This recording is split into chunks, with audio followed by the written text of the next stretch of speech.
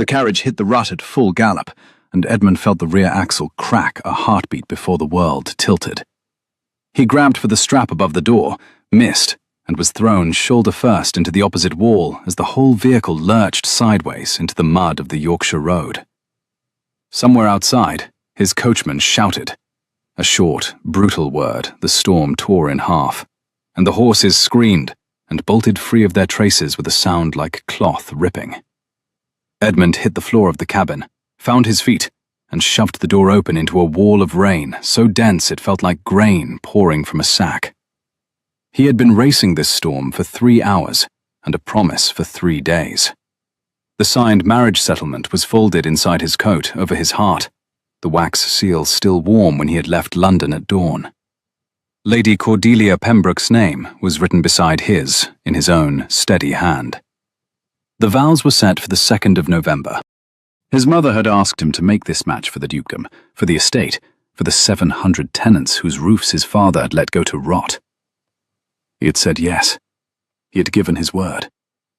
He had ridden north in a hired post-chaise, because his own dukedom's carriage was at the wheelwrights, and now this hired chaise lay tilted in a ditch on a moor he could not name, and the only promise the storm seemed willing to honour was the one it was making to drown him before midnight. "Your Grace." His coachman, Brennan, came staggering around the side of the carriage, hatless, his livery black with rain. He took one look at the cracked axle and swore again with the comfortable familiarity of a man who had been Edmund's coachman for 9 years and considered it part of the wage. "How bad?" Edmund said. He had to shout. The rain in his hair was running into his collar and down his back already. "Bad!" Brennan shouted back. "Wheels split. Axle's gone. The mares are halfway to Halifax by now, the cowards." He shouted across the wind to ask how far it was to the nearest house. 4 miles back to the village we passed at the 3rd milepost. Or—" Brennan pointed up the road with one rain-blackened arm. "Half a mile that way. There's a coaching inn, the White Stag. Old place. Lights on." Edmund peered into the dark. He could just make out, through the lashing curtain, the small, steady wink of a window where there ought to have been only more. "Then we walk to the White Stag," he said. "You walk, Your Grace. I'll stay with the chaise and the bags." Edmund warned him he would catch a chill that would put him in bed for a week. Brennan answered that he had a flask, and Edmund did not, and to be on his way. Edmund did not argue. He pulled the chaise door fully open, dragged out the small leather case that held the marriage settlement and his own correspondence, tucked it beneath his arm under his greatcoat, and set off up the road at a pace just short of a run. The wind hit him like a hand against the chest. He bent his head and kept walking. The road was a river of black water, flecked white where the wind whipped it. His boots, handmade London soft Spanish leather, filled in the first 30 paces and never emptied again. He could feel the wet seeping up his calves under the buckskin. The promise inside his coat was wrapped in oilcloth. He had wrapped it himself. He had not, at the time, imagined that the promise might be the only dry thing left on him by the time he reached shelter. The window grew. A square of warm yellow, then a low stone shape beneath it, then the painted swing of a sign, a white stag in a green field, the gilt all but gone, the words, "The White Stag," still legible if you knew what to look for. Edmund staggered up the last few yards of mud, climbed the 2 stone steps, and was reaching for the iron knocker when the door opened from the inside. The woman who stood there held a lantern in one hand and a long iron poker in the other, and Edmund's first thought, through cold and exhaustion and the sheer animal relief of seeing light, was that he had never in his life seen such an unreasonable face standing behind a poker. She was tall for a woman, with her dark hair pinned up in a way that had given up on neatness an hour ago, 3 or 4 chestnut strands plastered to the side of her throat by the damp of the doorway. Her eyes were grey and very awake. Her mouth was set in a level line that had nothing apologetic in it. She wore a plain dress the colour of moss, the cuffs turned back to her elbows, and the lantern threw a warm gold over the angle of her cheek and the curve of her throat, in a way the painters of London would have ruined a year of canvas to catch, and ruined in the catching. She might have been 26. She was, Edmund thought with the part of his brain that was still functioning, unsettlingly beautiful in the way of women who have stopped expecting anyone to notice. "Are you a customer?" she said, "or a thief?" Edmund tried to answer and discovered his teeth had begun to chatter. She looked him up and down once, a clean appraisal, no shyness in it, and lowered the poker. "Customer," she decided. "No thief stands on a doorstep in this weather. They go round the back. Come inside before you fall down in my doorway, sir. I don't want the constable out at dawn." "My carriage," he managed. "Down the road, I'd guess. I heard the axle go." He asked, somewhat thrown, whether she had heard it. "In a storm like this, you hear everything. Come in." She stepped back. He stepped in. The door shut behind him with a thump that took the wind off his back in a single blessed instant. And he stood in a low-beamed tap room with a peat fire going at one end, 4 empty tables, a stairway to his right, and a smell of beeswax and wood smoke and something. Bread? Recently baked. He was shaking so hard the leather case judded against his ribs. "Stand there," she ordered. "Don't drip on the rug." He started to protest that he was already dripping. "Stand on the flags. Yes, there." She set the lantern on the bar, propped the poker against the wall, keeping it within arm's reach, he noted, with the steady practicality of a woman who lived alone, and crossed to the fire to add a fresh peat. The flames licked up. She turned back. "Coat off, boots off, sit by the fire. I'll bring you something dry." He began to refuse the order. "You don't argue with the only person between you and pneumonia. Sit." He sat. He pulled off his greatcoat, heavy as a wet horse, and let it fall on the flagstones in a slap of water. He worked the boots off and set them, one beside the other, on the hearthstone. His stockings were the color of soaked tobacco. He peeled them too. He sat in his shirt and breeches and waistcoat, the leather case across his lap like a child, and watched the woman move about her own room with the brisk economy of someone who had not been served by anyone but herself in a long time. She came back with a folded heap of clean linen, a man's shirt, a wool blanket, and a pair of knitted stockings the color of oatmeal. "My husband's," she said, putting the bundle on the table beside him. "Before you ask. He was your height, less in the shoulder. They'll fit close. There's a passage behind the bar, door on the left. That's the keeping room. You can change there in private. Don't go up the stairs. Those are my rooms. I shall be at the fire." "Was," Edmund said before he could stop himself. "He was buried 2 years ago October. Cholera. Bad water. Are you going to fall over in my taproom, or are you going to put on the shirt, sir?" Edmund chose the shirt. She approved the choice without comment beyond a nod.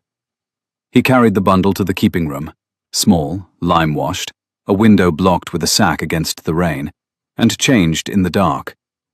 The shirt was rougher linen than he had worn in 15 years, and he could not remember the last time clean cloth had felt so close to a miracle. The wool stockings were dry. He drew the blanket around his shoulders and came back into the taproom looking, he suspected, like a shipwrecked vicar.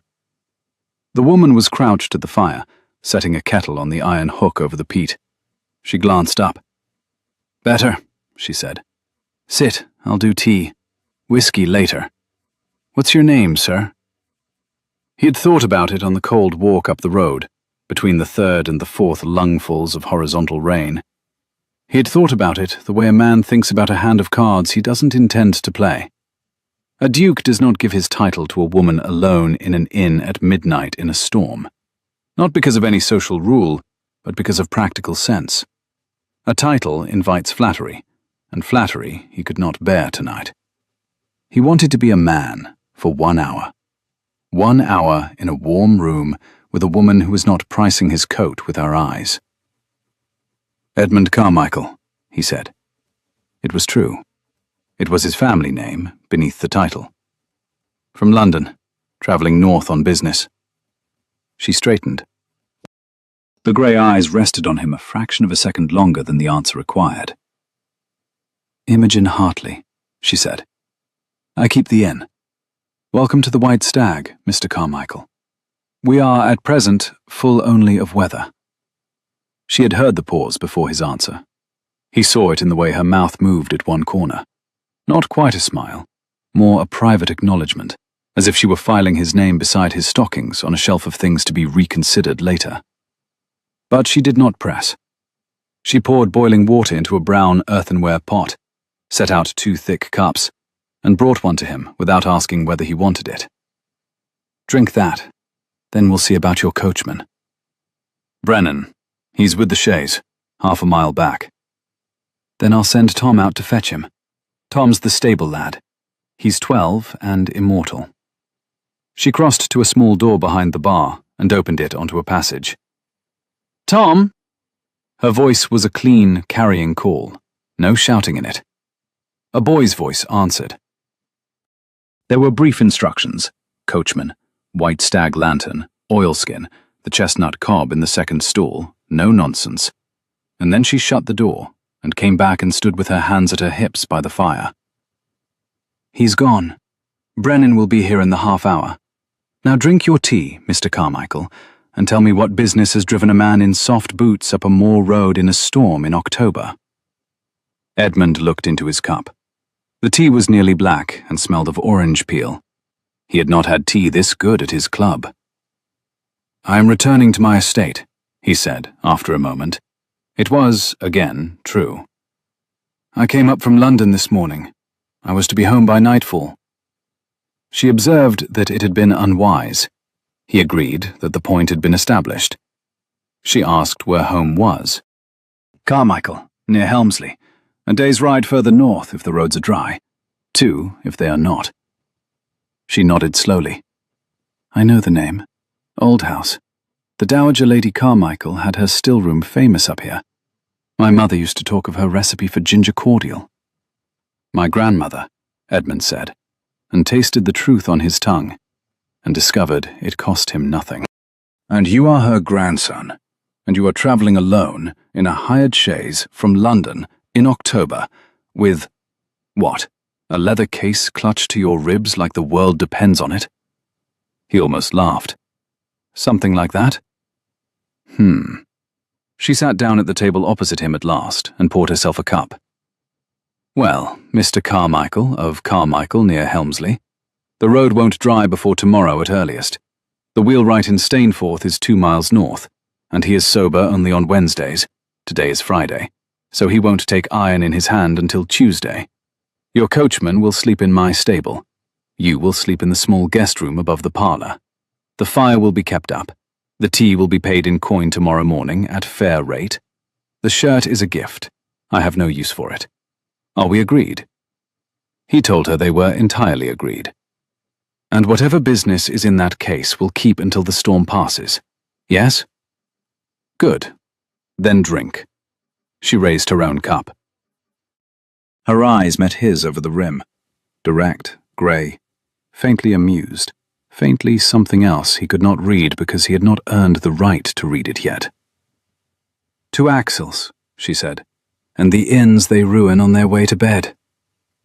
He drank. He woke at first light, into a room so quiet he thought for one bewildered instant that the storm had taken his hearing with it. It had not. The wind had simply moved on. Through the small leaded window he could see a hard grey sky stretched flat across a moor of bracken and dripping heather, and a stone wall, and beyond the wall, a single rook beating slowly westward against a wind that was now only ordinary. The world was rinsed. The world was also, he realized, holding a kettle to its lip and steaming softly downstairs, because he could smell the porridge.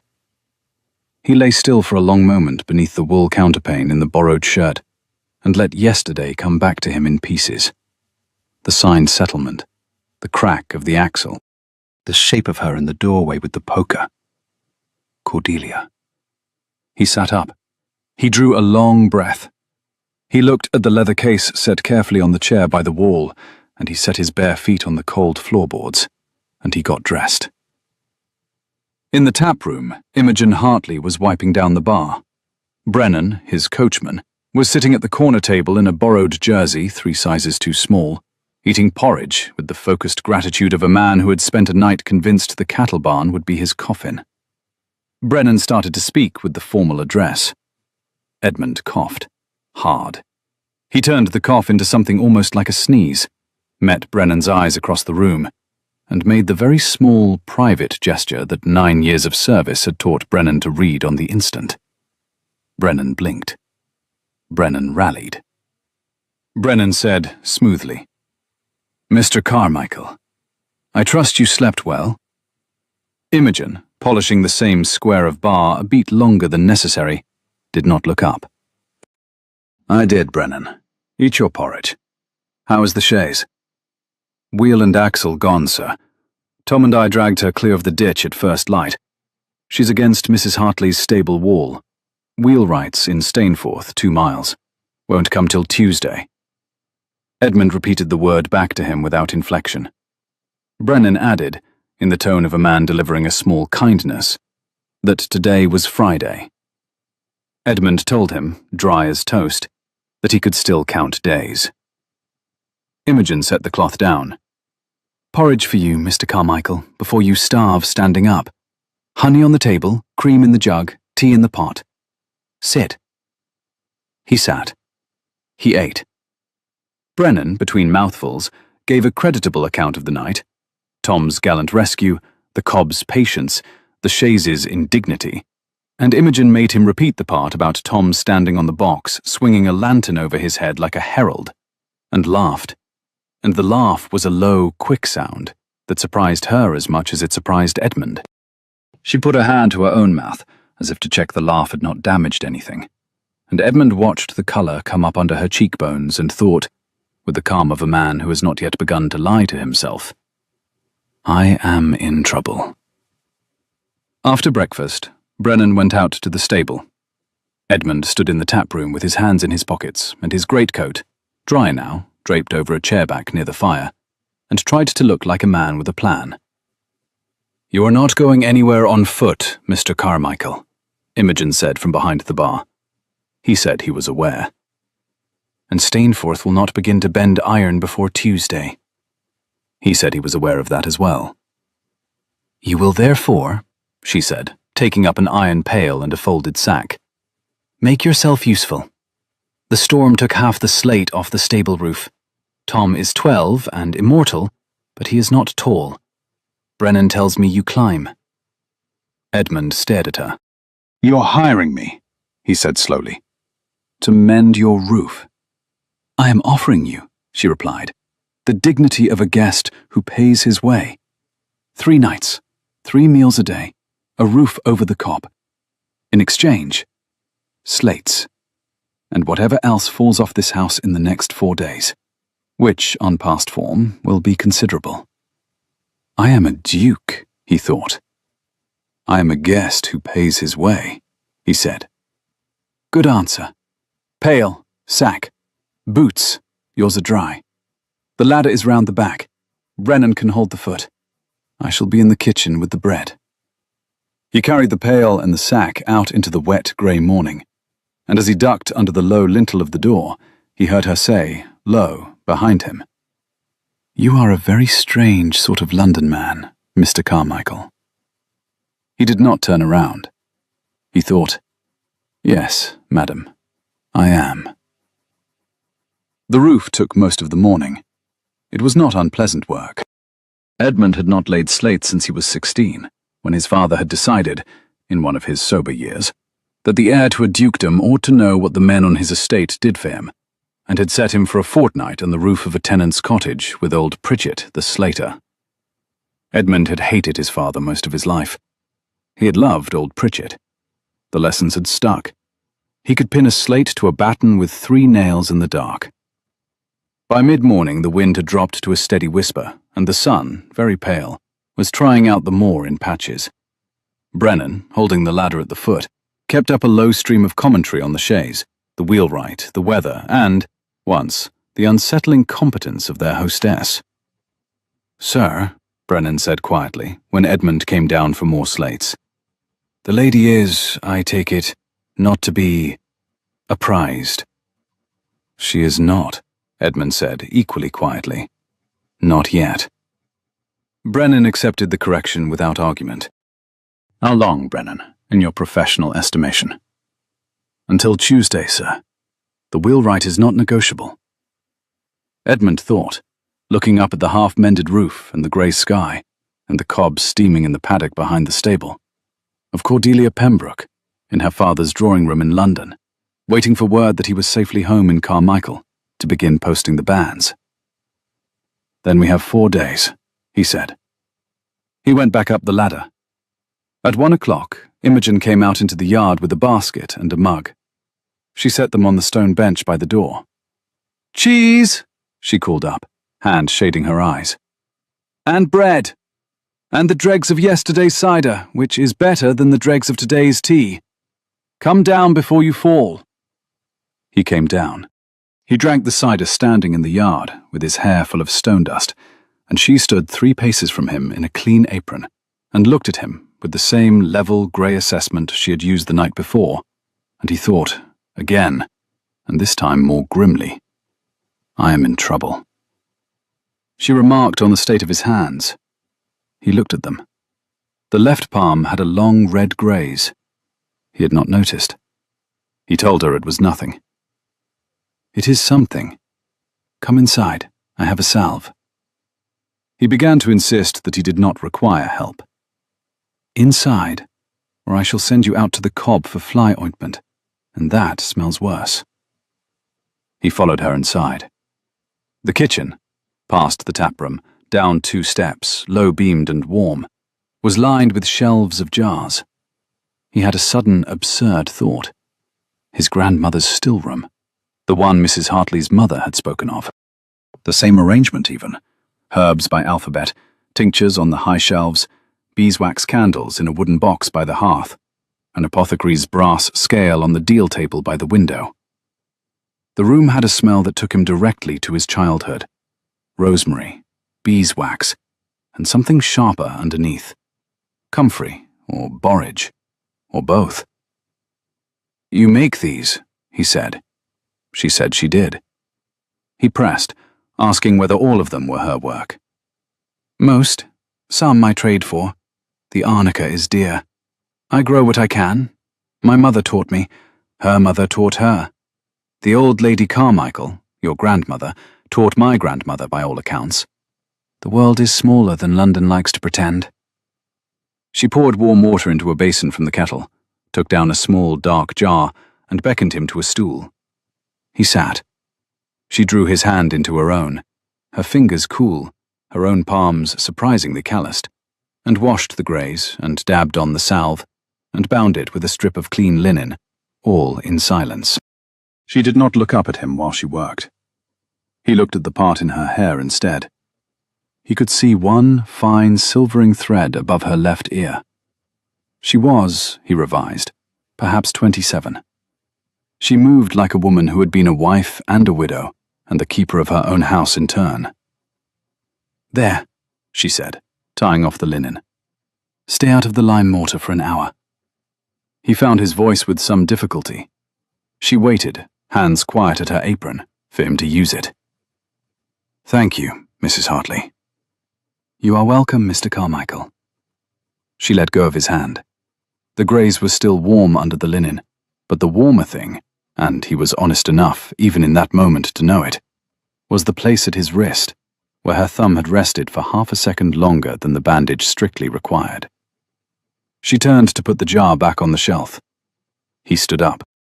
He looked at the brass scale by the window, and at the back of her head, and at the small, steady drip of the kettle into the bowl, and he wished, with a clarity that startled him, that he were, in fact, a Mr. Carmichael, from London, on business, of no consequence, and free. "More slates after lunch," he said. "More slates after lunch," she agreed. He carried his cider back out to the yard. That afternoon, Tom came running into the yard with mud on his knees and a face the colour of skimmed milk. "Mr. Carmichael, sir. It's the bay mare. She's gone down in the second stall," Edmund was up the ladder with a chisel in his hand. He came down it in 3 steps and was across the yard before Tom had finished speaking. Brennan was already at the stable door. The bay mare, one of Imogen's 2, was on her side in the straw, with her ribs heaving and her dark eye rolled white at the corner. She had been off her feed since Thursday, Tom said, and Mrs. Hartley had been physicking her with a warm bran mash and a tincture of gentian. And now this.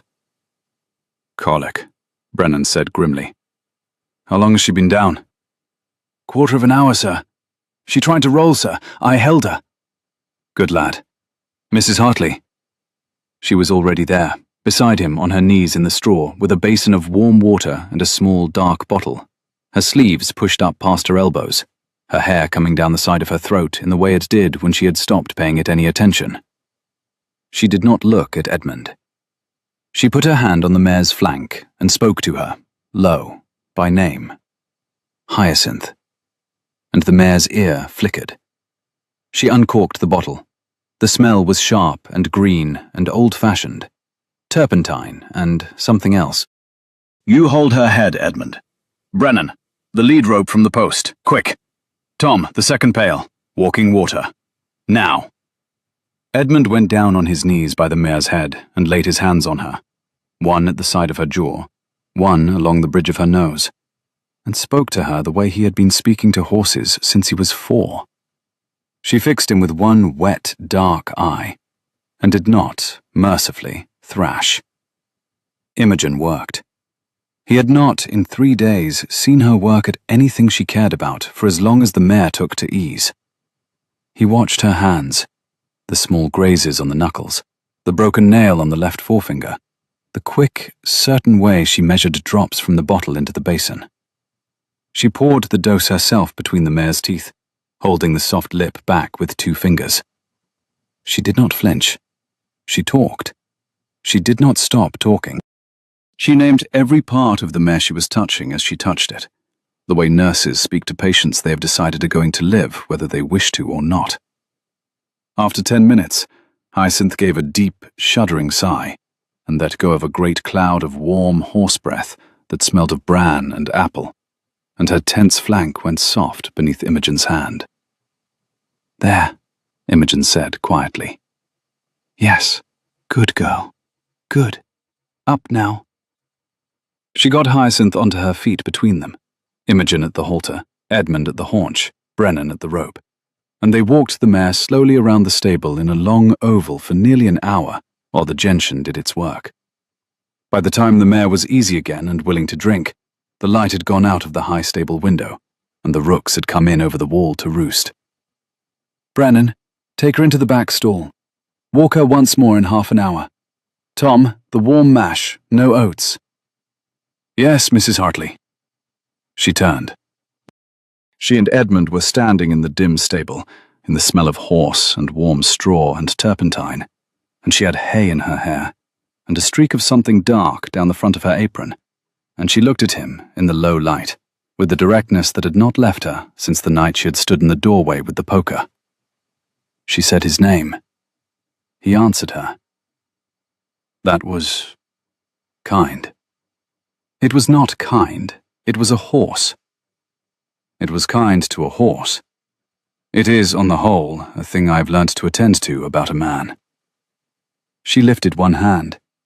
He thought, for a sharp, clean instant, that she was about to lay it against his face, the way she had laid the linen against his palm in the kitchen. She did not. She brushed a piece of straw from the shoulder of his shirt and dropped it to the floor. There, go and wash. Supper in 20 minutes. He went and washed.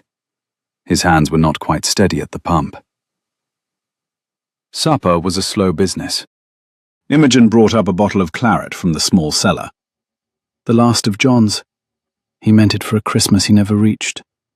And they ate at the long table by the fire, with Brennan and Tom at the far end, and the 2 of them at the near, and the talk drifted from horses to weather to the Dowager Lady Carmichael's old ginger cordial recipe, which Imogen could recite from memory, and which Edmund's own grandmother had, by every appearance, taught the village schoolmaster's wife exactly 38 years ago, in a kitchen not unlike this one.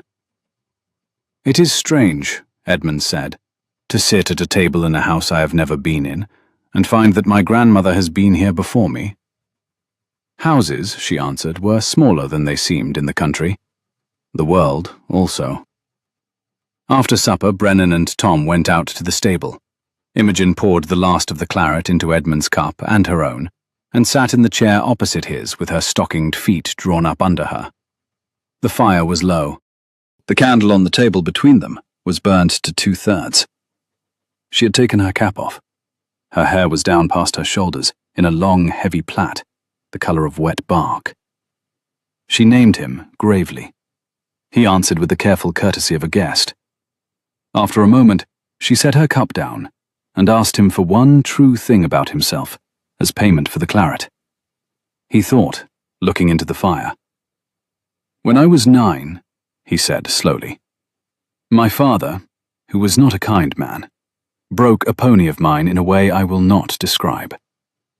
I went into the loose box afterwards with the pony, and I cried for an hour in the straw. My mother found me. She did not, on the whole, attend to her children much.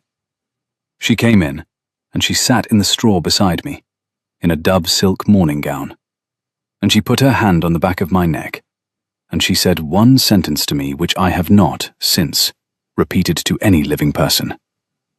She said—" He stopped. "You needn't," she said. "Edmund, there are men who break ponies, and men who do not. You shall be the second sort. I shall see to it." And then she stood up, silk all over straw, and walked out, and never afterwards mentioned the pony or the matter or her hand on my neck. She has not, in the 18 years since, repeated the sentence. She has not in any sentence since used my name with that softness. But I have remembered it. I think it has, in some respect, run my life. The fire ticked. Imogen was silent. "That is a true thing," she said at last. "Thank you." "Now yours." "Mine." She turned the cup slowly in her hands. "When my father left us, in March of my 19th year, he had no will. He had not, in any year of his life, kept more than £3 at a time about him, because what he did not give the church, he gave the Foundling Hospital. We owed £11 to the butcher, and £4 to the chandler, and 2 to the cobbler." She set the cup down. The fire ticked. She did not look up.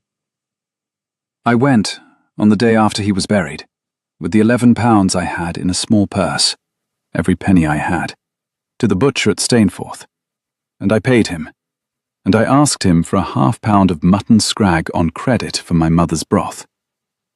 He gave it me. He gave it me without asking." She turned the cup again, once, twice. "I have, since that day, never been able to bear charity that has not first been earned. I had earned that scrag, sir, with the £11 I had not kept for the chandler. But the chandler I paid the next month, and the cobbler the month after, and the butcher I did not ask again. I do not, Edmund, take help that does not feel like a transaction. It is a small ugliness of mine. I know it. I have not been able to mend it. It is not an ugliness. It is. It will, I expect, give us trouble in time." "Us," he said, before he could stop himself. She looked up at him. Her eyes in the firelight were entirely grey and entirely unafraid. "Us, Mr. Carmichael, was the easier word. I'm going to bed before I say something I have not yet earned the right to say. Good night." "Good night, Mr. Carmichael." He went up the narrow stair to the small guest room above the parlour.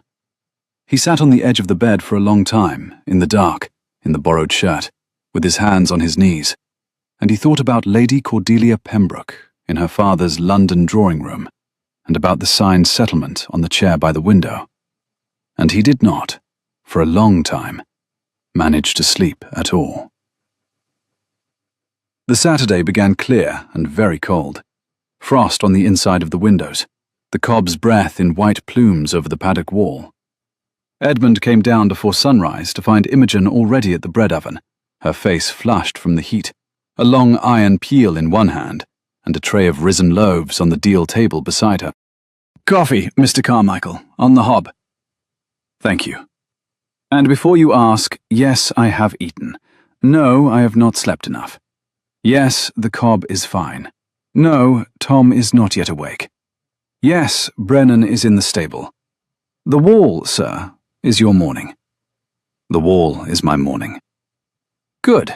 Go and fall on the moor in a useful direction." He drank his coffee. He went out to the wall. It was a long, thin section that ran along the paddock, dry stone, perhaps 80 yards, 4 feet high, and the storm had pushed perhaps 15 feet of it onto its side, along a curving stretch where the ground rose. He spent the first half hour selecting his stones, sorting them by size and by the squareness of their faces, and after that, he simply worked. There is a particular pleasure in dry stone walling. The stones have to find one another. The rule, his grandfather had said the first time he had been put to it as a boy, is 1 stone over 2 and 2 over 1. And the second rule is that if you can pull a stone out with one hand, you have built it wrong.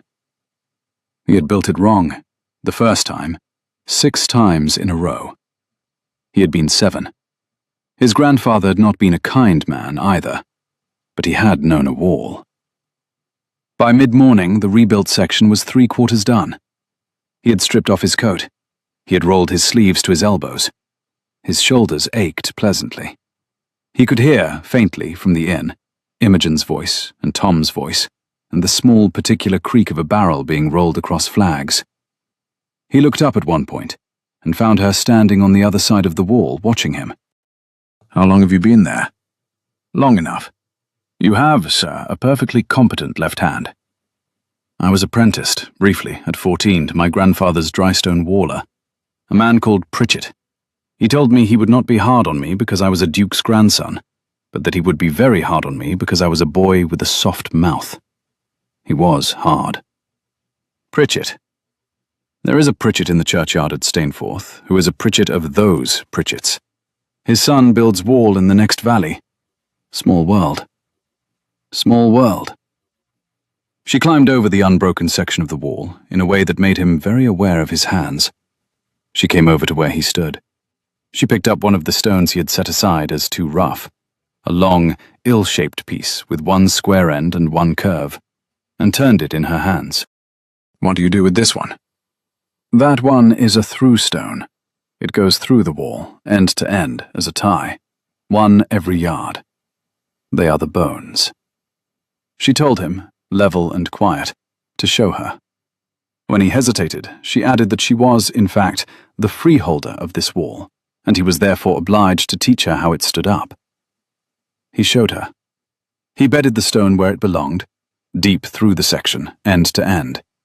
He took her hand, small surprise of warmth on a cold morning, and laid it against the protruding end. "Feel it. There. That is the bone. The wall stands on those." She did not move her hand for a moment. She kept her hand on the stone. After a long moment, she spoke without looking at him. "You are not, in fact, a man who is afraid of his own hands." "I have not, in fact, used them in a great while." "I am sorry to hear it." "I have decided, in the last 2 days, that I shall use them more in future." She looked at him. She did not, for once, have a reply ready. She drew her hand back.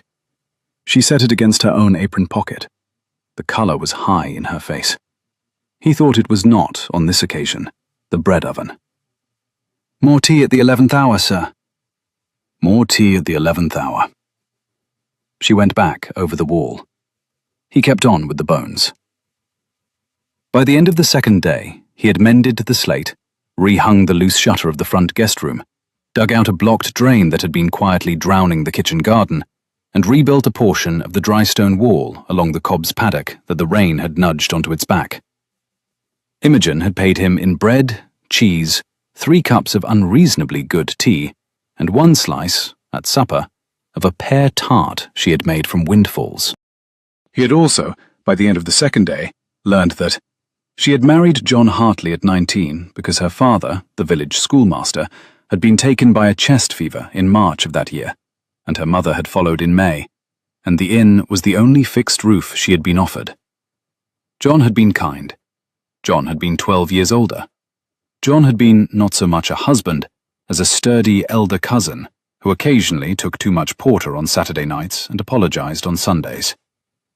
She had not loved him. She had been fond of him.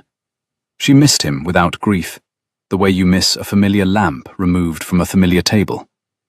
The inn had been left to her clear, but the land it stood on belonged, through a leasehold of 40 years that had 31 more to run, to one Mr.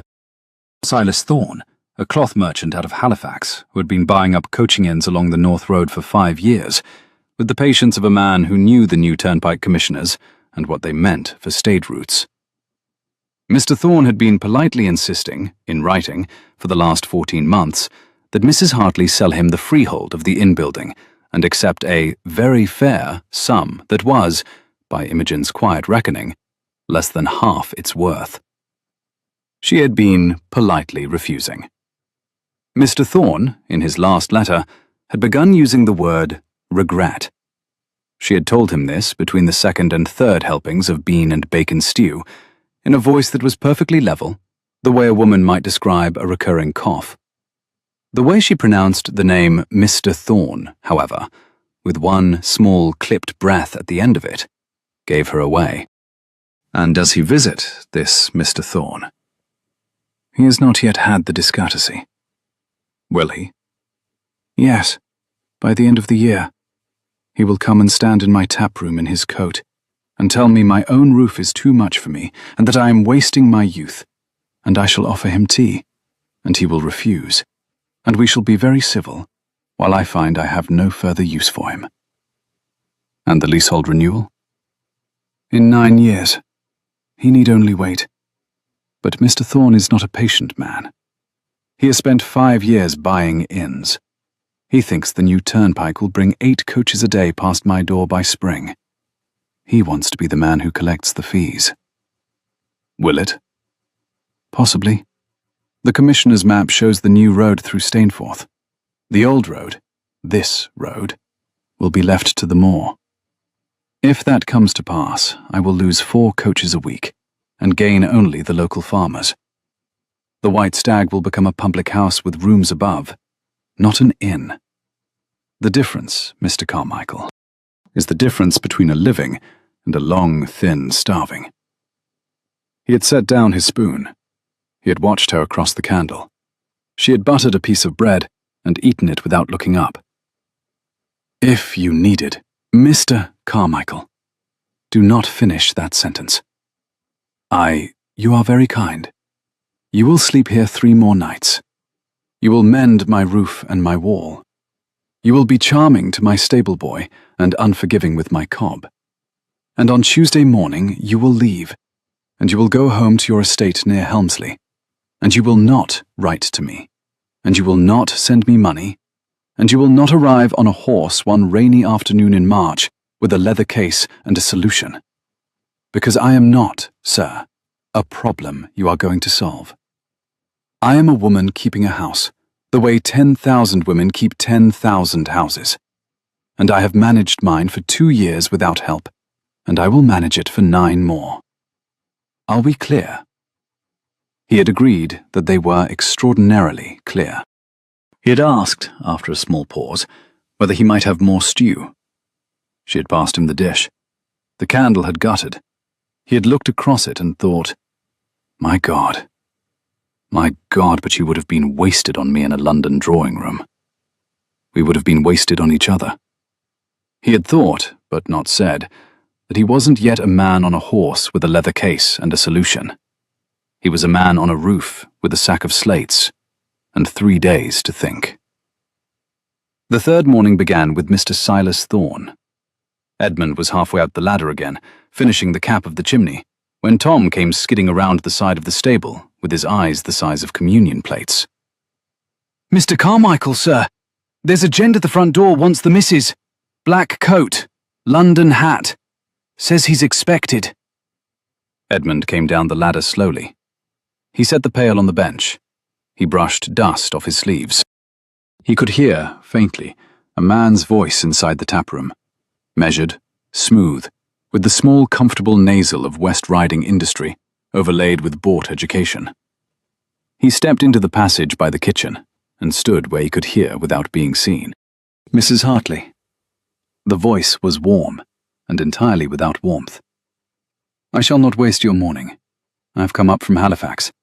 I have a man with me in the trap. He is, as it happens, the very wheelwright your unfortunate guest will need on Tuesday, and I have engaged him for the rest of the week on my own business in Stainforth. He cannot, regrettably, be spared. Now, Mr. Thorne, I have a paper here that, signed today, would settle everything between us. The sum is generous. You would not work again. You could go to your sister in York, take a small house, live well. I will give you a moment to read. I do not need a moment, Mr. Thorne. I have read the figure on previous occasions. It has not improved. Mrs. Hartley, let us be plain. This house is too much for one woman. This house is precisely enough for one woman, Mr. Thorne. It is, on the contrary, you who appear to find it too much. The new turnpike, Mr. Thorne, has not been built. The commissioners have not voted. 2 of them, by my last information, are very fond of the trout in the river that runs past my back paddock. The map you carry in your pocket is a map drawn by a draftsman, not a road laid down by men. There was a small, clean pause. Mr. Thorne, you will take your trap, and your wheelwright, and your generous figure, and you will go back down the road to Halifax, and you will come again in the spring if you must, and I shall offer you tea again, and you shall refuse again, and we shall be civil again. Good morning. There was a small silence inside the taproom. Edmund pressed his shoulder against the cold whitewash of the passage wall, and closed his eyes. You should know, Mrs. Hartley, Thorne said, very gently, that the leasehold contains certain covenants concerning maintenance and condition. The roof, for example. Should the inn fall into disrepair, the freeholder retains rights of, let us call it, accelerated review. I should be sorry to invoke them. You should be sorry, Mr. Thorne, for many things. The roof is sound. The drains are clear. The wall along the cob's paddock was rebuilt this Tuesday. She said Tuesday, as though it had been Tuesday, and not yesterday. Should you wish to send a surveyor, I shall make him very welcome. He may inspect every joist. He will find nothing. How fortunate, Thorne said softly, that you have a gentleman in residence to assist with the upkeep. One hopes he is a long stayer. He is a paying guest, Mr. Thorne, as you are not. Good morning. The door opened. The door closed. There was the sound of wheels turning in the wet yard, and the wet thwack of a whip, and the sound of the wheels diminishing down the road in the direction of Halifax. Edmund stepped out of the passage into the taproom. Imogen was standing very still at the bar. Her hands were braced flat on the polished wood. Her knuckles were white. I heard, he said. I supposed. I am sorry. Don't be. You did not bring him. He saw my coat in the entry. He saw what he was always going to see. He is not a stupid man. He merely wishes I were. Imogen. It was the first time he had used her name. He had not meant to. It came out of his mouth as if he had been saying it privately for 2 days, and the syllables had simply tired of being kept indoors. She lifted her head. Mrs. Hartley, she said gently. We are not. Yet. I would like very much to be of some use to you in this. If only to call on the magistrate at Helmsley. If only to write to a friend in the commissioner's office. If only... Mr. Carmichael. Her voice was steady. Her hands were not. What did I say last night? About a horse and a leather case, and an afternoon in March. You said no. I said no. You said no to that. You did not say no to a friend writing a letter. She looked at him for a long moment. What sort of friend writes letters to the Turnpike Commissioners? A friend with connections. A Mr. Carmichael of London, on business, with connections to the West Yorkshire Turnpike Commissioners. Yes, Mrs. Hartley. Who are you? The taproom had gone very quiet. The fire ticked. Outside, somewhere in the paddock, the cob blew through her nose. The leather case with the marriage settlement was on the chair by the window. He had been carrying it from room to room for 3 days, like a child carries a doll. I am, Edmund said carefully, a man who would, if you allowed it, write to the commissioners on your behalf and ask them very politely to keep the road where the road has always been. That is not an answer. It is the only one I can give you this morning. Then I do not require the letter, Mr. Carmichael. He spoke her name into the room. No, sir. If I am to take help from a man, I will take it from a man, not from his connections. Good morning. There is still half a chimney to finish.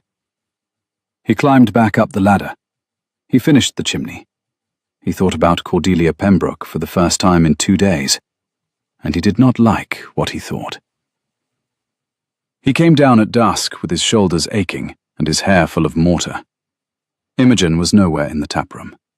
Brennan was rubbing down the cob. She's in the orchard, sir. How long have you been with me? 9 years, sir. 3 months. Have I ever, in those 9 years and 3 months, asked your advice on a personal matter? No, sir. Then please listen to me without giving any. I am in considerable difficulty. I am aware, sir. It is not, in fact, the chaise. No, sir. Sir? How quickly can you have the cob harnessed to a saddle and on the road south at first light Monday morning? By the second cockcrow, sir. Good. Then we leave Monday at first light. I will go ahead on the cob, and you and the chaise will follow as soon as the wheelwright permits. I have an errand in London I had not, 3 days ago, anticipated requiring. Brennan paused in his rubbing. He set the brush down. He looked at Edmund. Sir, he said, may I, without giving advice, observe? You may observe. The lady in the orchard, sir, has not, in the 3 days, looked at you the way she looks at the cob, the bread oven, or me. She has looked at you, if your grace will forgive me, the way my late mother looked at my father, the day before she said yes to him. You have observed. Thank you. Edmund walked out across the wet yard and around the side of the inn and through the small wicker gate into the orchard. She was on a low stone bench under one of the apple trees, with her knees drawn up under her skirts and a small flat book open on her lap and a strand of hair across her cheek. The light was the long, low gold of a Yorkshire October evening, and it caught on the curve of her throat and the line of her collarbone in a way he had seen earlier, and intended, then, never to think of again. She did not look up as he came through the gate. She turned a page. I leave at first light on Monday.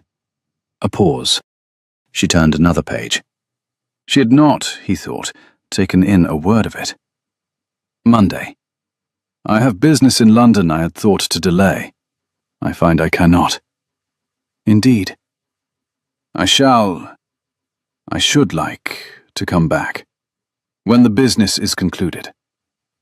She closed the book. I do not, in fact, take in lodgers between Tuesday and the spring. The road is closed too often. The stag becomes very dull. There is no business here to come back to. I am not coming back for business. Then what, sir, are you coming back for? For you. The single word landed in the orchard like a stone in a still pool. The light was gold. The apples on the grass were wet. Somewhere over the wall a pigeon got up, clattering out of an ash tree, and was gone. She set the book carefully on the bench beside her. You do not even know me, Mr. Carmichael. He knew, he said slowly, that she had the same hand his grandmother had had with comfrey. He knew that she read in the orchard. He knew that she laughed once a week and apologized for it afterwards. He knew that she bandaged a stranger's hand without looking at him, because if she had looked at him while she did it, she would have been obliged to acknowledge that he was a stranger, and she had not, for that minute, wished him to be one. He knew that she had said no to £700 offered by a man in a London hat in her own taproom that morning, and that her hands had shaken only afterwards. He knew, he said, that he would not, after Monday, be the same man who had come up her steps in the rain. She did not answer at once. The pigeon over the wall had gone. A second one took its place and was as quickly gone. She said his name as he had given it to her, and then asked him to stop. She said, very carefully, that he was not who he had said he was. No, he said. She had known, she told him, since the first night. Brennan had called him Your Grace that morning. The cob had a saddle blanket in the stable, embroidered with a coronet over a C. The wax seal on his leather case was impressed with a coat of arms. She was not, she said, a stupid woman. She had not asked because he had not wished her to. Because he had wished, she thought, to be a man with mortar in his hair, in a borrowed shirt, in her taproom. And she had let him. For 3 days. She had let herself, also. He sat down on the bench beside her, not touching, 2 paces of bench between them. Will you let me say it now? He was Edmund Carmichael, he said. He was also Edmund, 8th Duke of Carmichael. His estate was at Carmichael Hall, near Helmsley. He had 700 tenants, 1 elderly mother, a great deal of debt, and, until Monday morning, a signed settlement of marriage with Lady Cordelia Pembroke of London. She did not move. And on Monday morning? On Monday morning, he told her, he would go to London, and he would break it. Why? Because, he said, the lady was in love with another man. Because he did not love her. Because he never could have, even before 3 days ago. Because to honor a promise made for the wrong reason, at the cost of every other promise a man might keep, was not honor. It was cowardice in a coat. She asked then about the 700 tenants, the debt. They would be borne, he said, as they were going to be borne, by him, by Carmichael, not by Lady Cordelia's father's purse. There were other ways. There were always other ways for a man with a roof and a head and time. He had forgotten. And then? And then, he said, he would come back here, on a horse, with no leather case, in March if she wished, or April, or whenever she said, and he would ask her, properly, for the privilege of paying his own way, with her, for the rest of his life. He would not buy her in. He would not solve Mr. Thorne. He would write the letter she did not wish him to write, quietly, on his own account, because he could not help being a man who had the friends he had. But he would not save her, Imogen. He had watched her save herself for 3 days. He should be honored only to keep the kettle on while she did it. She turned her head. Her grey eyes were full of something he could not, in the gold of the evening, quite name. You have, she said, rehearsed that. I have. Twice, since this morning, on the chimney. It is better than I had any right to expect, from a London man in soft boots. May I? No, not yet. Monday first. London first. The letter you must write to that poor girl first. And then March. And then we shall see. And then we shall see, he repeated. She picked up the book and opened it again. She did not, he noticed, turn the page. You ought to go in, she said. It will be dark soon. There is mutton. There is always mutton. It is a coaching inn, Edmund. Mutton is what we are for. He stood. He walked a step. He stopped. Thank you, For the shirt, and the salve, and the bench, and the 3 days. Edmund, we are past Mr. Carmichael, surely. Edmund, go in. He went in. Sunday passed in a kind of suspended, careful peace. They did not, by silent agreement, speak again of London, or Carmichael, or Cordelia, or Thorn. He finished the wall. He chopped wood. She baked. They ate. They sat by the fire after Brennan and Tom had gone to bed, and she read a few pages of a small calf-bound volume aloud to him, a county history that was less dull than it sounded, and he watched her mouth shape the place names of villages he had never visited, and thought, with a clarity he had not had at any point in his earlier life, this, here, this is the shape of it.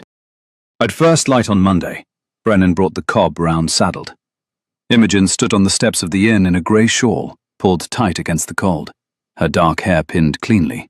No laughter in her face, but no farewell in it either.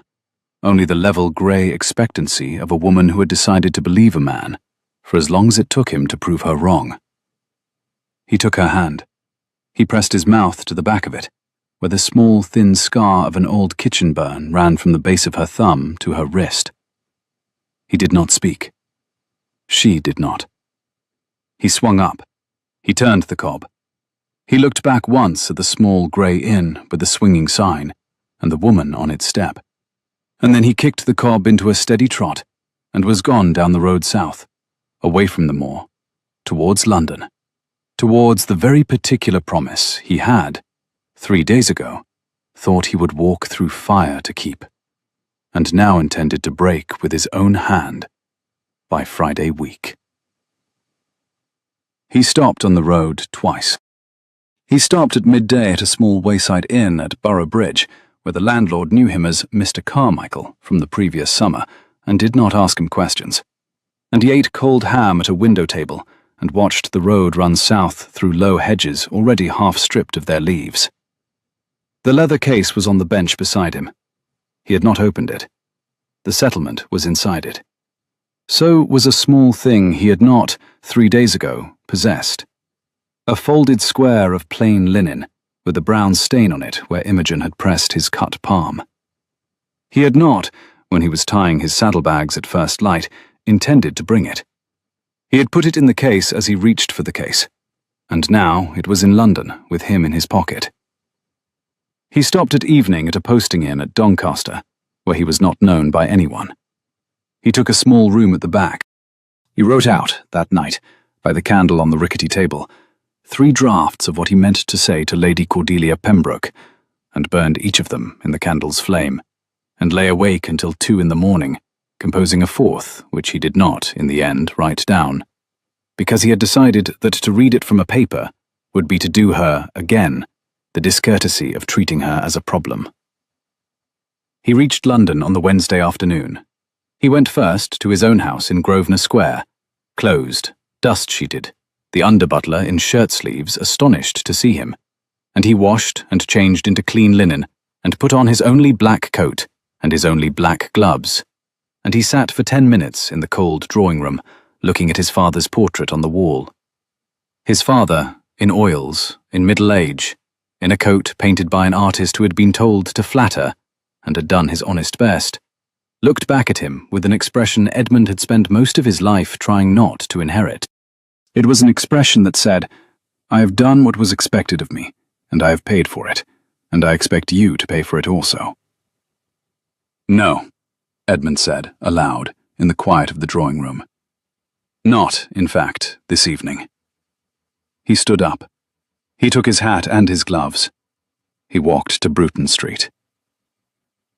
The Pembroke house in Bruton Street had a black and white tiled hall, a footman who had known Edmund since he was 20, and a butler, Greaves, who looked at the Duke's 3 days' mud-spattered greatcoat and made the small, clean facial adjustment of a man who had decided not to have an opinion about it. "Your Grace, Lord Pembroke is in the morning room. Lady Cordelia, I believe, is—" "I should like to see Lady Cordelia first, Greaves. Alone, privately, in the small drawing-room, if she will." A very small pause. "I shall inquire, Your Grace." He waited in the hall under the chandelier with his hat in his hand. The dukedom's signet ring was back on his finger. He had not worn it for 4 days. It felt heavier than he remembered. Cordelia came down the stairs in a morning gown of dove silk, with a shawl over her arm and her colour high and her hands not steady. She was 19. She was very pretty. She was the daughter of 3 baronies and 1 ironworks. She was, at this moment, more afraid than he had ever seen a woman afraid in a drawing room, and he understood for the first time in 3 months of acquaintance how much he had not, in fact, been paying any attention to her at all. "Your Grace." He asked her, gently, to sit, and to allow him to speak first. She sat. She arranged her hands. She unarranged them. She said yes in a voice he could barely hear. He sat in the chair opposite hers, and leant forward with his elbows on his knees and told her, plainly, that he had come to ask her to release him from their engagement. The silence in the small drawing room was complete for perhaps 4 seconds. He watched her face. He watched a series of expressions cross it that he did not, in that moment, have the experience to read. Disbelief. Fear. A kind of guarded hope. And then, and this was the one that startled him, relief. Pure, bright, almost unguarded relief. Like a child who has just been told the lesson is over an hour early. Then the relief vanished into terror, and she put her hand to her throat. "Edmund, you cannot!" He could, he told her. He would. He took all responsibility on himself. Her father and the world would be told that he had failed in some respect of character or means to be a suitable match. He would write it himself. He would sign it. There would be no question of any want on her side. She would have the sympathy of every drawing room in London. She tried to speak of her father, of the iron concern, the loans he had made against the marriage. He had made loans against expectations, Edmund said. Expectations were a thing a man might take back. Edmund would lend him, privately, what he required to cover his immediate obligations, without interest, against the security of the ironworks alone. Not against her. Her mouth opened. She closed it. She put both hands flat on the silk of her skirt. "Why?" He looked at her, properly, perhaps for the first time. Her thin neck, the set of her mouth, the way her hands had stopped trembling because he had told her she could go. Because, he said, he had in the last 3 days been forced, by an Axel and a Storm and a woman with a poker, to sit in a kitchen and look at his life. He had seen that to marry her for the reasons he had meant to marry her would be a discourtesy of a kind no settlement, however generous, could repair. She deserved to be married for the woman she actually was, not for the alliance she represented. And whoever the man was that she actually loved, and he had suspected since a small assembly at Whitechapel last August that there was such a man. She made a small sound. Deserved, he finished gently, to be allowed to come forward and ask for her on his own merits. He is not. Cordelia, tell me his name, privately, in this room, so that I may, if you ask it, speak well of him to your father when the time comes. She was crying now, very quietly, without shaking. Her hands were over her face. "Mr. Pellew," she whispered. "James Pellew. He is my father's secretary. He has been for 2 years. He has not. I have not let him, but he—" Mr. Pellew. Edmund had met him. A grave, intelligent young man with a careful waistcoat and a way of looking once at Cordelia at the dinner table and then not again for the rest of the evening. "I have always liked Mr. Pellew." "Edmund, Cordelia. You shall have him if you wish him. I shall speak to your father today. We shall manage the world together. Now, He reached into his coat and drew out the leather case, and from the leather case the oilcloth, and from the oilcloth the folded settlement, and he laid it on the small mahogany table between them. "May I have your permission to consign this document to the fire?" "Yes," she whispered. He stood. He crossed to the fireplace. He laid the settlement on the coals. The wax seal hissed. The paper curled. The handwriting, his own, 3 days old, blackened and was gone. He turned back to her. "Now," he said, more gently, "shall we go and ruin your father's morning together?" She gave a small, wet laugh. "Yes, Your Grace." "Edmund, please." Lord Pembroke received them in the morning room. Lord Pembroke did not enjoy his morning. Lord Pembroke, by 11:30, had been induced, through a combination of Edmund's quiet refusal to lose his temper, his private undertaking concerning the ironworks loan, and Cordelia's small, steady declaration that she would not, in fact, ever sign her name to the contract, to accept, with a colour high in his neck, the new arrangement. Lord Pembroke did, in the morning room, attempt outrage. He attempted it for perhaps 7 minutes. He stood by the window with his hands behind his back and informed Edmund, very precisely, that the engagement had been printed in the Gazette, that the dowry had been transferred in 3 tranches between the bank and his solicitors, that there were 6 warehouses in the East India Docks whose tenants had been promised a connection to Carmichael's borrowing facility in March, and that to break this off now was to undo the work of 2 years, and to ruin, by his estimate, 11 separate gentlemen's reputations, including his own. Edmund had let him say all of it. He had stood very straight beside the cold fireplace, with his hands clasped at his back and his eyes on a point above the mantel. He had not interrupted. He had watched the small painted clock on the chimney-piece move through nearly 7 full minutes, while Lord Pembroke walked his anger up and down the length of the room and back again, and he had thought, very steadily, about a woman with a poker in a doorway in a storm, and about how anger looked when it had nowhere to go. When Lord Pembroke had at last run out of breath, Edmund had spoken in the same level tone he had used in Imogen's taproom, telling her his name. He had not come, he said, to break a contract. He had come to be released from one that, by Lord Pembroke's own daughter's words to him not half an hour earlier in this same house, she did not consent to and did not wish. He would, on his own account, before the end of the week, place at Lord Pembroke's disposal, privately, without interest, against the security of the ironworks alone, whatever sum was required to cover the warehouses, the tranches, and the 11 gentlemen. He would do this not because he owed it. He owed Lord Pembroke nothing. He would do it because he owed it to Cordelia to leave her father in such a condition that she might, when she took a man of her own choosing, do so without his ruin on her conscience. The colour in Lord Pembroke's neck climbed. He would not, Edmund said quietly, when Lord Pembroke began to bluster a refusal. Refuse. He was too sensible a man. They had, this morning, 3 things to consider between them. The daughter who did not wish to marry him, the secretary, Mr. Pellew, whom Edmund could vouch for as a man of substance enough in himself to be entrusted with her, and the warehouses. If they proceeded with Edmund's proposal, the daughter was permitted to be happy, the secretary to be honourable, and the warehouses to be liquid.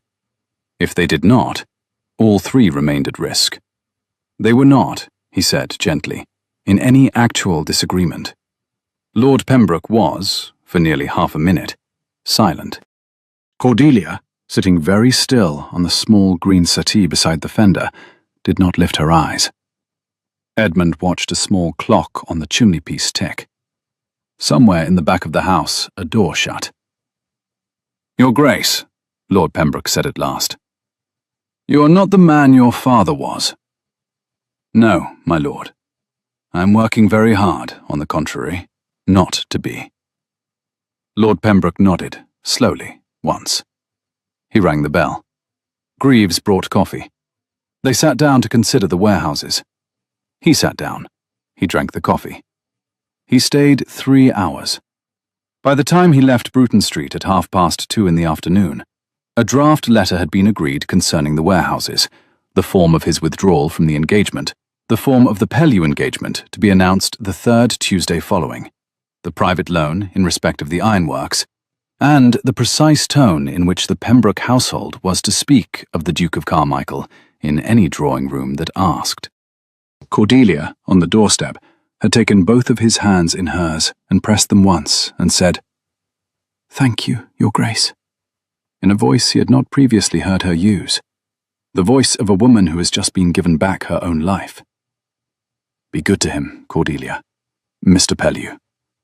"I shall. Be good to her. The lady whose stockings you are not, on this evidence, wearing in town." He had given her a small, startled look. She had smiled, the first real smile he had ever seen on her. "Your Grace, a woman knows. I do not require her name, only that you go back to her and put it on a proper footing. Promise me." "I promise you." "Then we are quits." He had supper that night with his mother. He had sent her word from Grosvenor Square at 4 o'clock. She had sent back, by way of the same footman, a single line in her own hand. "I expect you at 8. Wear the dark coat." The Carmichael London house was Berkeley Square, 3 streets away. He walked. The lamps were being lit. The night was clear and cold. The Dowager Duchess of Carmichael received him in her own drawing-room, sitting very upright in a small, straight-backed chair by the fire, in her usual grey, with her usual cap, and her usual rings. She was 61. She had been, in her youth, a beauty of some note in the courts of 2 German princes. She was, by general report in London, the most coldly intelligent woman of her generation. "Sit, there, not on the silk, the brown chair." He sat in the brown chair. She poured him a small glass of Madeira and pushed it across the table to him without looking at him. "I am told," she said, "that you have spent the morning in Bruton Street being a fool." "You are well informed." "I am always well informed. I am also told you have spent the previous week in a small inn on the moor, north of Helmsley, being a different sort of fool." "You are even better informed than I had supposed." "Greaves writes to me, Edmund. He has written to me, on confidential terms, every Monday morning for the last 11 years. I pay him 8 guineas a year. He is excellent value. He is also rather fond of you, and considers it part of his duty to keep me apprised of the worst of your moods. Now, tell me, without theatrics, what have you done?" He told her. He left nothing out. He told her about the cracked axle, the lantern in the doorway, the borrowed shirt, the bandaged hand, the bay mare, the wall, the orchard, the bench, Mr. Silas Thorne. He told her about Cordelia and Mr. Pellew, and the warehouses and the loan. He told her about the freehold he had instructed his solicitors that morning, on his way to dinner, to begin purchasing. He told her about the rebuilt chimney, and the slate roof, and the dry stone wall, and his grandfather's man, Pritchett. She listened. She did not interrupt. When he had finished, she sat very still for what felt like a great while, looking at a small painted screen in the corner of the room, which had been her wedding present from a sister 30 years gone. "Yes, Mamma." "Is she beautiful?" "Yes, Mamma." "Is she sensible?" "Yes, Mamma, more than I am." "Will she manage a dukedom?" "She will manage it. She will refuse to be managed by it. She will keep an inn on the side of it, because she is, in fact, an excellent innkeeper, and she will refuse to be made to feel that the inn is a hobby. I am not, on this, in disagreement with her." "You are not?" "No, Mamma." "Will she make you happy?" "She has already, Mamma, made me less of a fool than I was a fortnight ago. I cannot, on this evidence, ask her to make me more." The Dowager Duchess of Carmichael set her glass down on the small table at her elbow. She arranged her rings. She looked, at last, full at her son. "Edmund," she said, in a voice he had not heard her use since he was 9 years old in a loose box with a pony, There are men who break ponies, and men who do not. You are, at last, the second sort. He could not, for a moment, speak. I shall write to her on Wednesday, by name, with proper form, requesting the pleasure of her acquaintance. I shall make no demand of her. I shall arrive at Carmichael Hall for Easter, and not before. You shall ride north on a horse, not in the carriage, because women of that sort respond better to evidence of effort than to evidence of expenditure. Now finish your Madeira. There is partridge. He finished his Madeira. He stayed until midnight. He walked back to Grosvenor Square through Berkeley Square and across Hyde Park in the cold, under a moon the colour of a tarnished sovereign. And he thought, very steadily, that there were perhaps half a dozen moments in a man's life at which he was permitted to alter every prior judgment he had made about the people closest to him. This had been one. He intended, in future, not to waste them. By the end of the week, the gossip in London was managed. The Duke of Carmichael had withdrawn from his engagement to Lady Cordelia Pembroke on the grounds of his own unworthiness. He had been observed to behave like a gentleman about it. He had been seen in the company of Lord Pembroke at the club 2 days later, in apparent civility. The ironworks had received a private loan from an unnamed source. Lady Cordelia was, by the end of the month, very quietly betrothed to a Mr. James Pellew, of no fortune to speak of, and an excellent, steady character. The town said many things. The town always did. Edmund did not, on the whole, listen. What Edmund did, in those 3 weeks in London, between the burning of the settlement and the day he turned the Cobb north again, was. He wrote, in his own hand, to 2 of the West Riding Turnpike commissioners, gentlemen he had known at Eton and Cambridge respectively, and asked them, very politely, to consider the merits of the old North Road through the moor versus the new proposed line through Stainforth, and noted, in passing, the particular regard in which the trout stream at the 2nd milepost was held by a certain Sir Richard Carstairs, and the inconvenience that would attend its diversion. He did not mention the White Stag. He did not need to. He wrote, secondly, to a firm of solicitors in York, and instructed them, very quietly, to obtain by purchase from a Mr.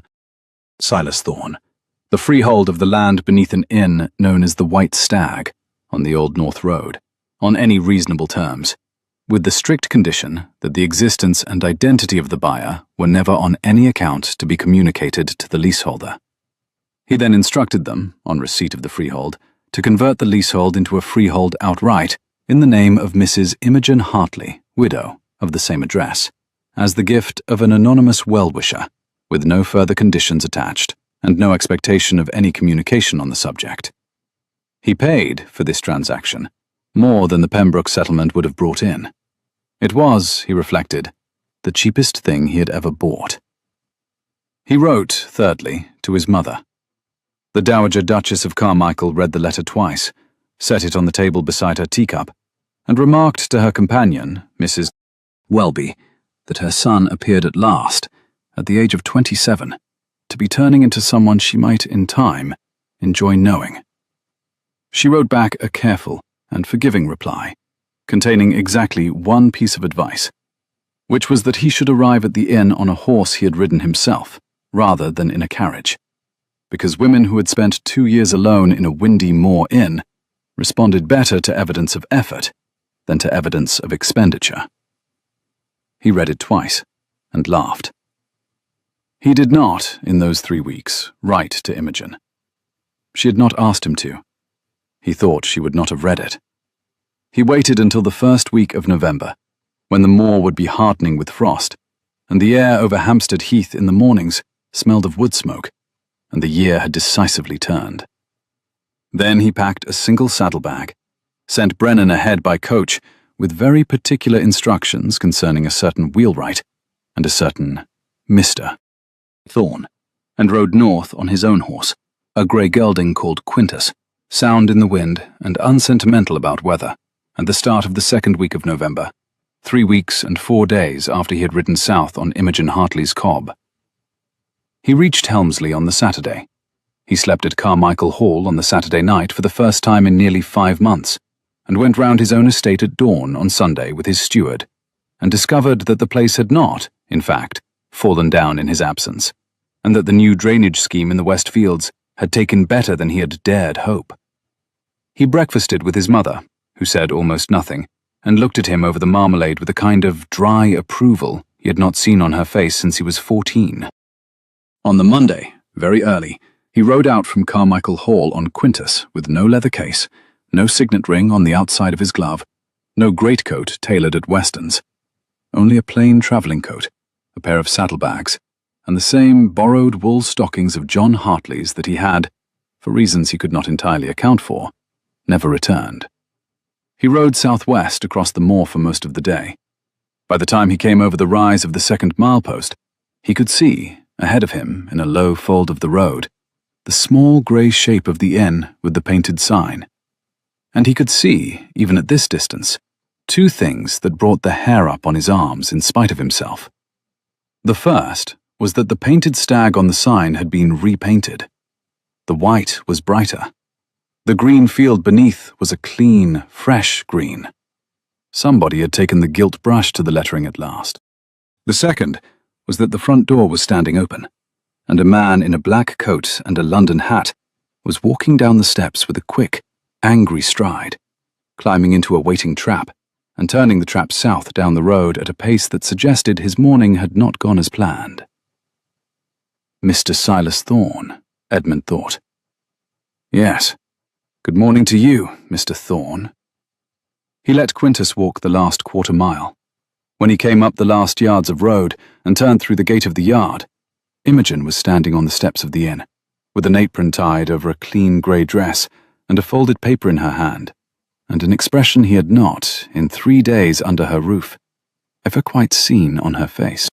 It was an expression that he understood, after a moment, to be the expression of a woman who had just been told, in her own taproom, by the freeholder of her land, that the freehold of her land had been bought out from under him by an anonymous purchaser, that the new freehold had been conveyed to her in fee simple, that she now owned, outright and entire, the only house she had ever called her own, and who had a fair idea exactly which Mr. Carmichael of London on business with connections was, at this present moment, riding up her drive on a grey horse.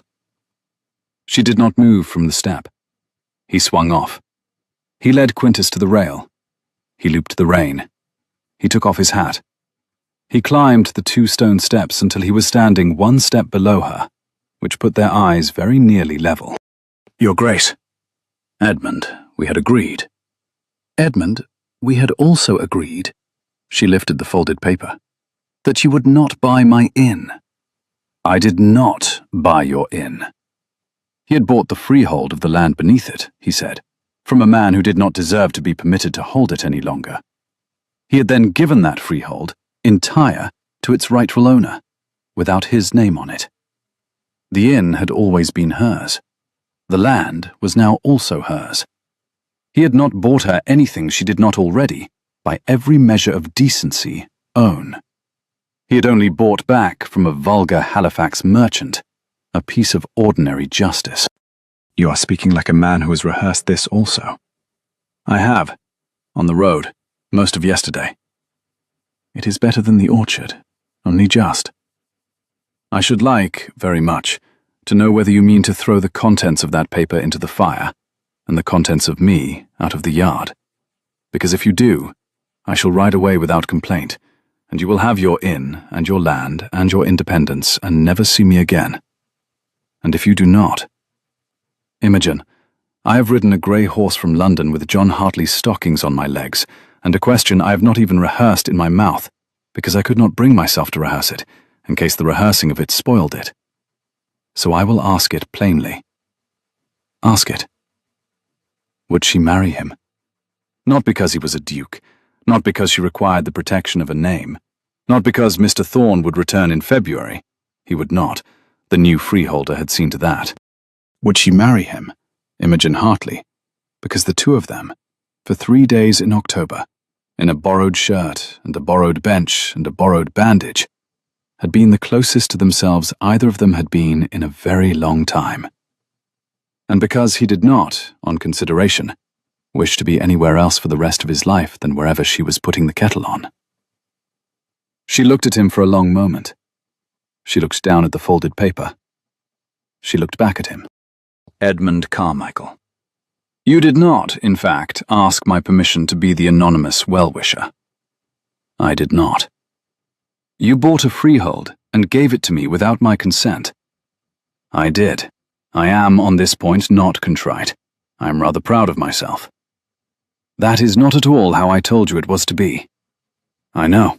I am, again, not contrite. I judged that on this single matter your terms required, with very great respect, to be overruled. I will not do it again. On any other matter, you will set the terms, and I will keep to them, with a fidelity that will surprise us both. You will not save me again. I will not save you again. I will keep the kettle on, while you save yourself. I will write letters to commissioners about trout streams when it is required. I will mend the slate. I will sleep in the small guest room above the parlor for as long as you require it, and not a day less.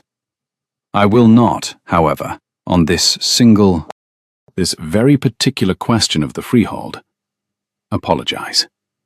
Mr. Thorne is an ass. She made a sound that was, possibly, half a laugh. Mr. Thorne is an ass. He is, Imogen. Will you? She tucked the folded paper into her apron. She came down one step. She stood on the same step as him. She put her hand, the one with the small, thin scar that ran from the base of her thumb to her wrist, against his cheek. Yes, she said. On terms. On terms.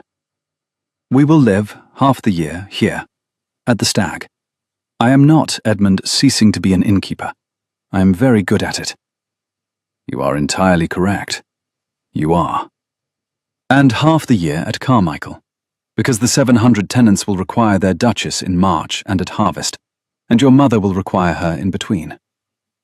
My mother has already requested, in writing, the pleasure of your acquaintance.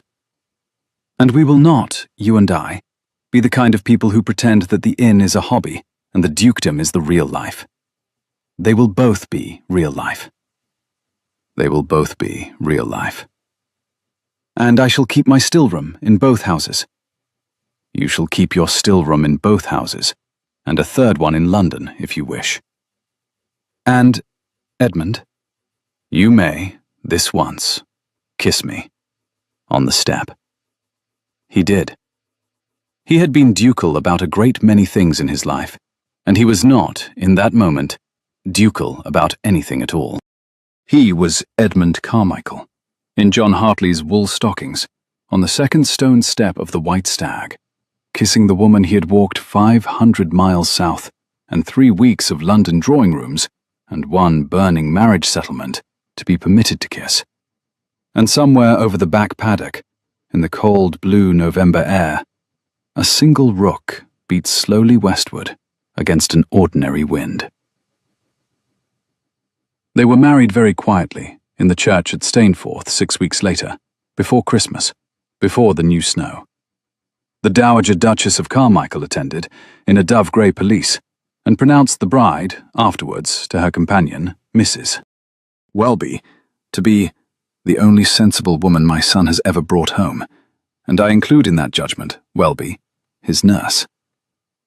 Brennan, who had been promoted to under-steward of Carmichael Hall by special arrangement, gave the bride away, because her own father had been a long time gone, and Brennan, in the 4 months of the courtship, had taken the question of her unaccompanied state extremely personally. He cried at the altar, with a quiet dignity that he denied, afterwards, on his life. Tom the stable lad, who was now 13 and immortal, carried the bride's bouquet through the village in a small ceremonial procession of his own devising, involving the cob, 2 lanterns, and a borrowed silk ribbon. He was paid in pear tart for a year. Mr. Silas Thorne, on receipt of the news of the marriage by way of the announcement in the York Gazette, sent a very stiff letter of congratulation, enclosing a piece of plate, which Imogen returned with a polite note, thanking him for the gesture, and informing him that the inn was not, in fact, in need of further silver. The new turnpike, when the commissioners voted on it the following spring, was routed not through Stainforth, but back along the old North Road. Sir Richard Carstairs' trout, it transpired, were inviolate. A year and a half later, late spring, a warm afternoon, the apples in bloom in the orchard at the White Stag, Imogen was at the deal table in the kitchen, with her sleeves turned back to her elbows and her hands wrist-deep in a great, soft, pale dome of bread dough, kneading. Edmund stood in the doorway, with a small, dark-haired infant of some 4 months, named Anne, asleep on his shoulder, and he watched her hands at their work, the curve of her wrist, the lift of her shoulder, the strand of dark hair already escaping from her pins to rest against the side of her throat. And he thought, with a clarity that had not left him since the morning he had ridden up her drive on a grey horse, about the first time he had ever seen her. In a lantern's gold, in a doorway, in a storm, with a poker. She glanced up. She caught him looking. She did not, this time, apologize for being seen. "Mrs. Carmichael." "The bread will not knead itself." "It will not." "And our daughter will not, on present evidence, wake until she is hungry." "She is, I am told, very like her mother." "Come and put the kettle on." He came and put the kettle on. He set Anne down in the small basket by the fire. He stood beside his wife at the deal table in the lime-washed kitchen, lined with jars, and laid his hand, briefly, over hers in the dough. Her hand was warm. The dough was warmer. Through the open window over the kitchen garden, a thrush was working at a song in the apple tree.